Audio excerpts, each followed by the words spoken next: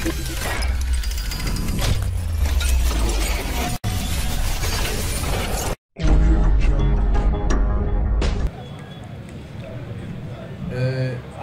foli di ambalma ma foli folo no e presi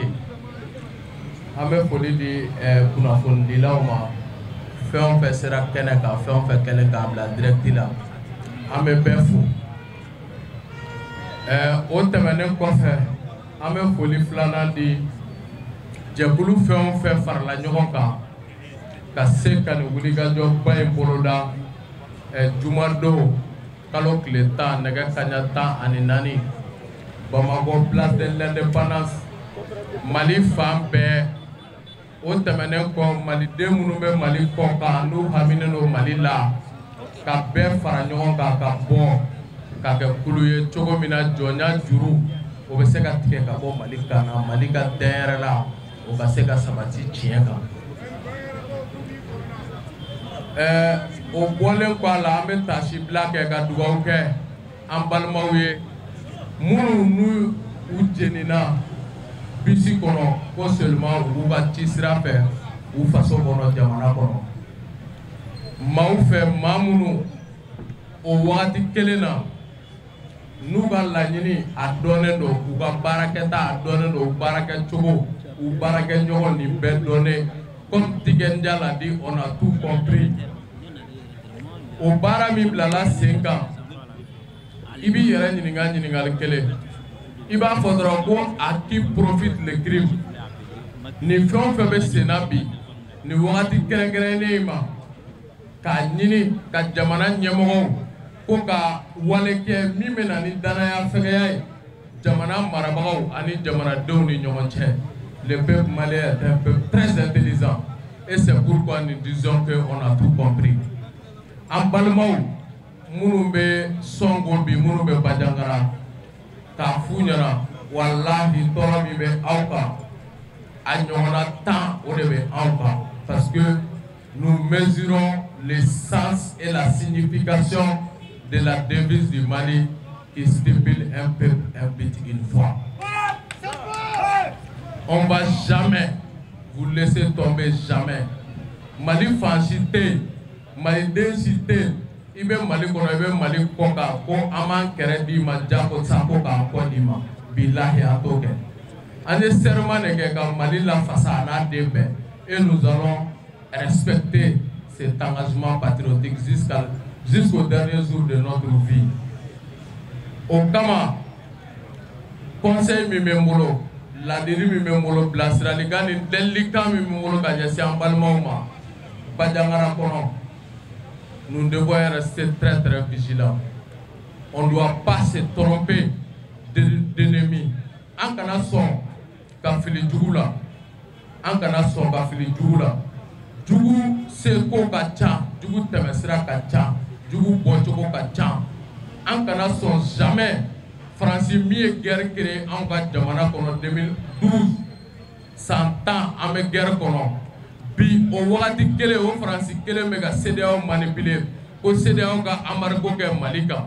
o Francis kele ka parti politique munu be CEDEAO la on ka jamana kono o wagati kele o be kudala je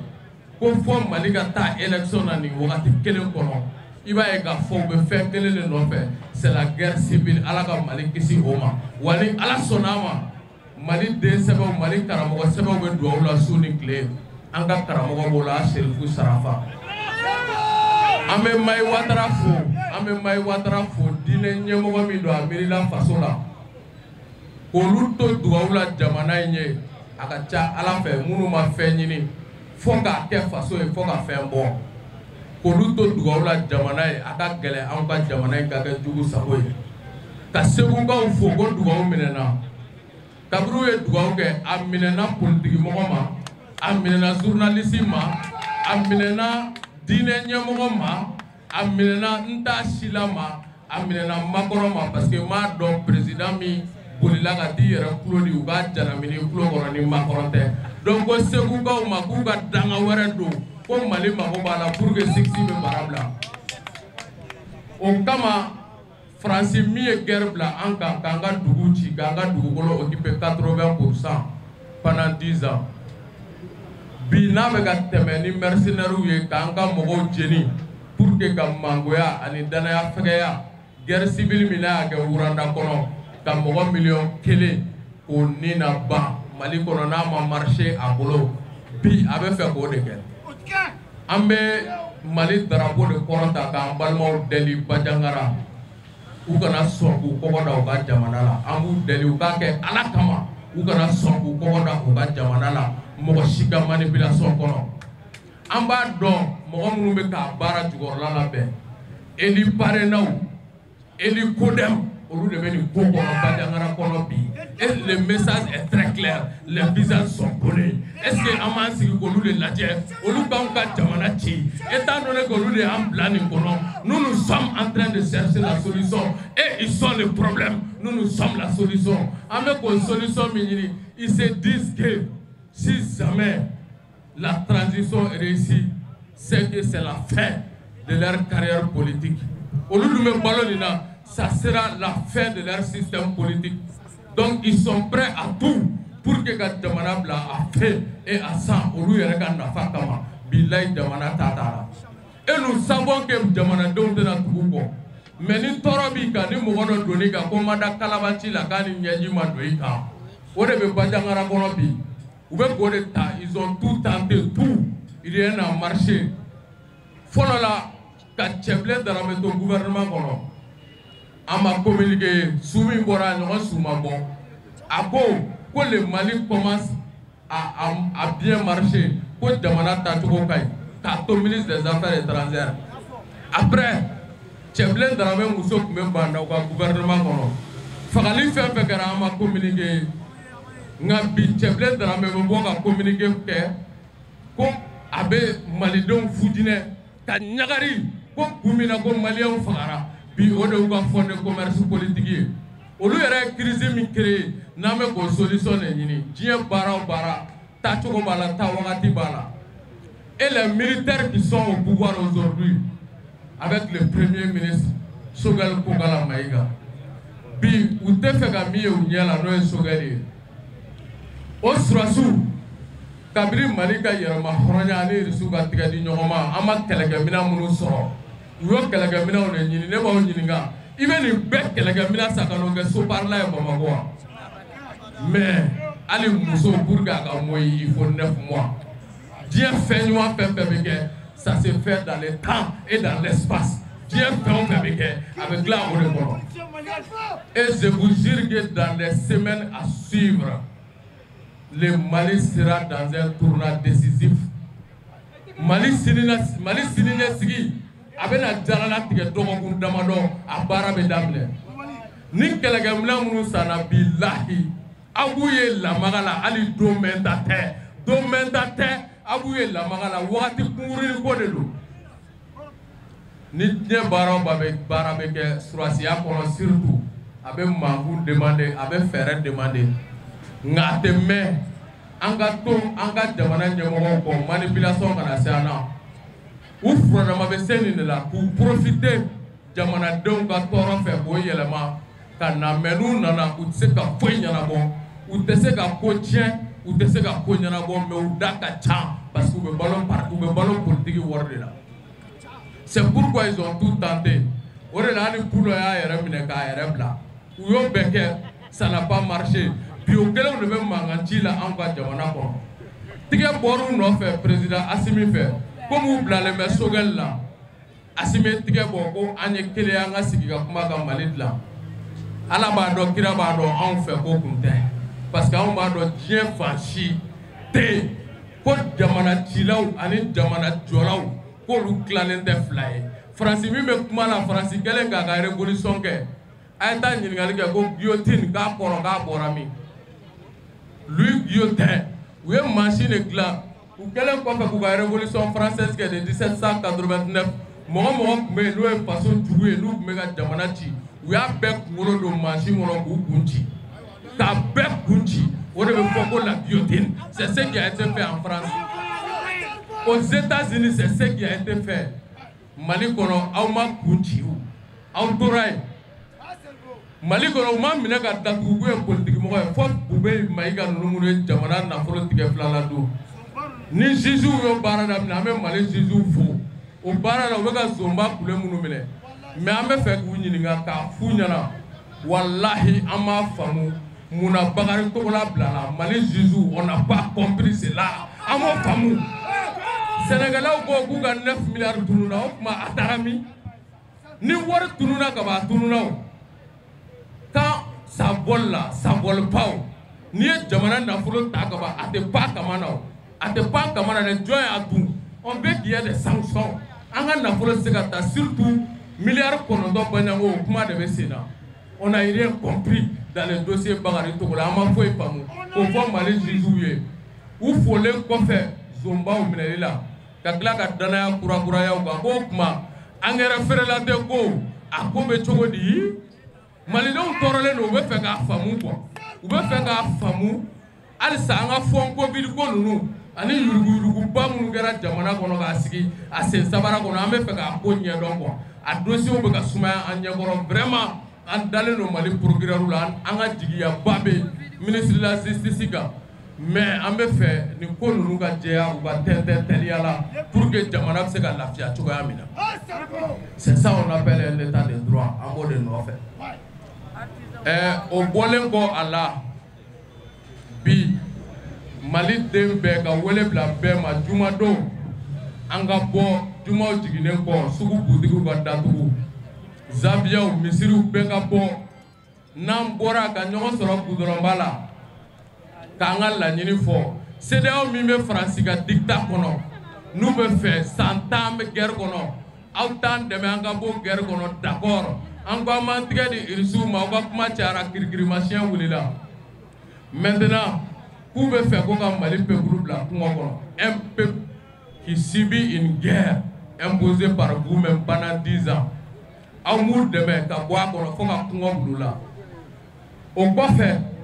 olu ka surasi 20,000 bɛ anw ka jamana kɔnɔ k'u bɛna sardine boîte d'an ma wallahi fu bɛ yala yala la don o don kunu ka fisa ni bi ye o kama k'u bɛna sardine boîte di olu ma ka corned-beef di olu ma o mɔgɔ 20,000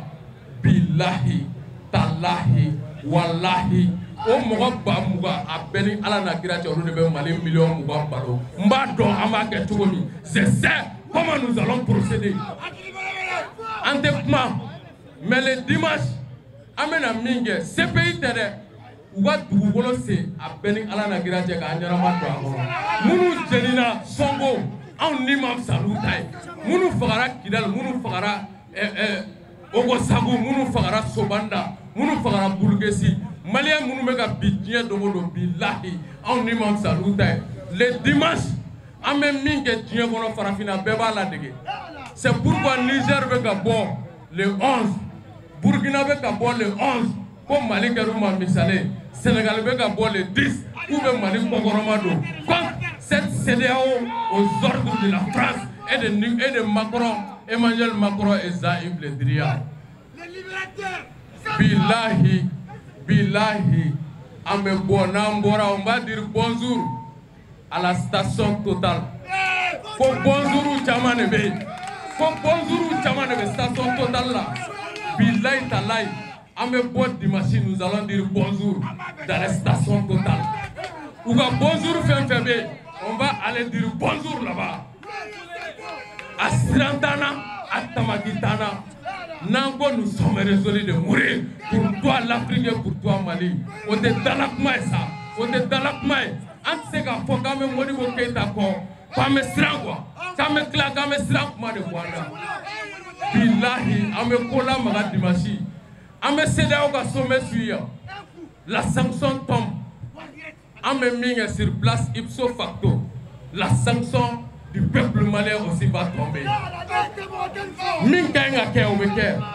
An ka bɔ, an k'an faso bɔ bolo la. O wagati de sera. N'a fɔra a ton appel Mali kɔrɔ de b'a la. O de bɛ vendredi don bɛɛ ka bɔ. An faso bɛ bɔ cogo di lajaba kɔnɔ o baaraw de bɛ sen na. An ka bɔ, ka bɔ, ka bɔ, ka kɛ kulu ye. Cogo min an ka jamana bɛ se ka lafiya. O don an bɔra Ɲɔrɔ pour terminer. An taara ɲɛ da Nɔrɔ kan. An taara Ɲoro ka taa ɲɛ da Nɔrɔ kan. c'est la première fois Neni Asarafu Sarafa Nyoye Boué Haïdara. Nyaye Sambisegini Kodja. Mi Jiginangono. Nimeka Foyoro Mina Kwanga Faso Bokolola Moué Chifina Kawi. Bilay Talay. Nangwa Nye Yere Wole Ganye Mali Deunye. Kame Feka Boni La Jabakono. Bilay Talay. Kamali Toni Guerre Kono en place. Ni kelen ko ka ni kuma fɔ dugukolo jukɔrɔla de bɛ to anw ye ou bien an faso ka bɔ bolo la n'o tɛ anw ma ka sigi tugun k'an bɛ kuma cɛ ɲuman fɔ réseaux sociaux sanfɛ walima télé kan walima radio kan l'heure n'est plus au discours mais aux actions de libération de la patrie o wagati de sera bi n y'o de y'a kɔnɔ quand j'ai vu que a ko Amadou Toumani Touré ka code de la famille la Bouye ko ATT bɛ fanga bila ATT ma fanga laban o kɔ Ibrahim Boubacar Keita wulila ka jamana ci a ko k'an n'an bolola gaba tɔ tora cɛ k'an b'a bɔ a ma ko IBK tɛ fanga laban IBK taara o kɔ Bouye ko Mali kisili k'a bɛ Assimi Goïta bolo anw bolo bi Malidenw an ka k'a dɔn ko mɔgɔ dɔw tɛ kuma fɔ u kun fɛ parce que olu tɛ fɛn ɲini fo ka fɛn bɔ olu t'a ɲini nin ka kɛ ɲe dɛ mais n bɛ mun kɛ n ka jamana ye à cet âge ni Bouye sɔnna ka nin fɔ anw ko an mago bɛ nin cɛkɔrɔba sugu la ni diinɛ kɔrɔ ko i k'i faso bɔ anw wasara nin na nin ye diinɛ ɲɛmɔgɔ ye an bɛ se k'o de fɔ donc an jeunes wele de dira an bɛɛ ma an ka bɔ jumadon ka an faso bɔ lajaba kɔnɔ an bɛ bɔ n'an ka matelaw ye an bɛ bɔ ni an ka pati ani an ka bɔrɔsiw ye an bɛ bɔ ni an ka birifiniw ye an bɛ bɔ ka tantiw sigi alimamiw b'an na an bɛ seli kabiri jumadon n'an ye juma seli an dagalen bɛ yan bɔli de bɛ doni tɛ fo k'a fɔ an ye Mali libéré o kuma de bɛ sen na baara o baara bɛ sen na an b'a dɔn an bɛ min kɛ walahi mais on va pas trop parler les Ivoiriens disent que trop parler donne d'agoye ko ni kuma cayara k'a nafa bɛ dɔgɔya an bɔra kuma kɔnɔ Ala ka juma yira an na Maliyɛnw an ka bɔ min ka ɲi ka kɛ an b'o kɛ an bɛ bɛɛ fo que Dieu bénisse le Mali je vous remercie.